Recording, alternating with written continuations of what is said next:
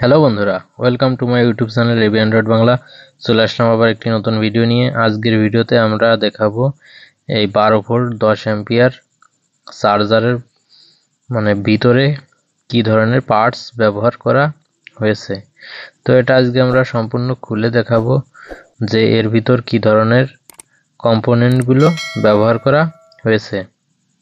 তো দেখতেই পাচ্ছেন এটা হচ্ছে এর বাইরে পিছনের দিক, আর এটা হচ্ছে সামনের দিক। সামনের দিকে একটা অ্যাম্পিয়ার মিটার দেওয়া ছিল এবং 12 ভোল্ট আউটপুট লাইন এবং দুটো ইন্ডিকেটর লাইট।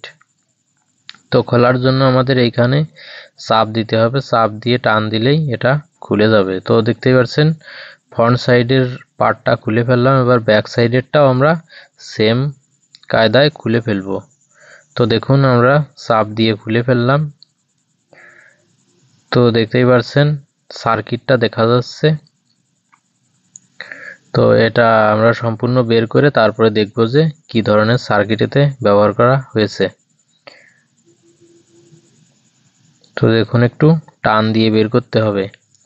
তো অবশ্যই ভিডিওটা লাইক করবেন, কমেন্ট করবেন এবং শেয়ার করে দিবেন। আর চ্যানেলে নতুন হয়ে থাকলে অবশ্যই চ্যানেলটা সাবস্ক্রাইব করে পাশে আসা ঘন্টা বাটনটি অবশ্যই বাজিয়ে দিবেন, যাতে নতুন ভিডিও আসলে সাথে সাথেই পেয়ে যান।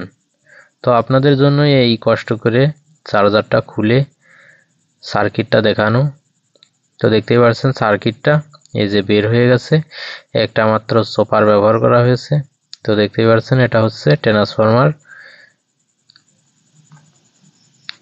আর ব্যবহার করা হয়েছে 3টা মসফেট, কিছু ক্যাপাসিটর এবং অন্যান্য কম্পোনেন্টগুলো ব্যবহার করা হয়েছে। তো দেখতেই পাচ্ছেন ভিতরে এমন হবে।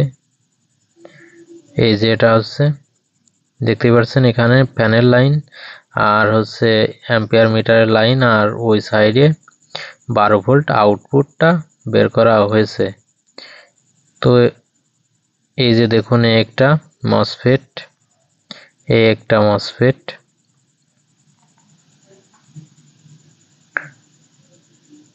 আরও একটা ওই সামনে। এই যে এই মোট 3টা মসফেট এতে ব্যবহার করা হয়েছে। আর পিছনের দিক দেখতেই পাচ্ছেন এরকম। তো দেখতেই পেলেন সম্পূর্ণ সার্কিটটা কি রকম হবে। তো এটা টেকসই ভালো মানেরই একটা সার্কিট আর চার্জার।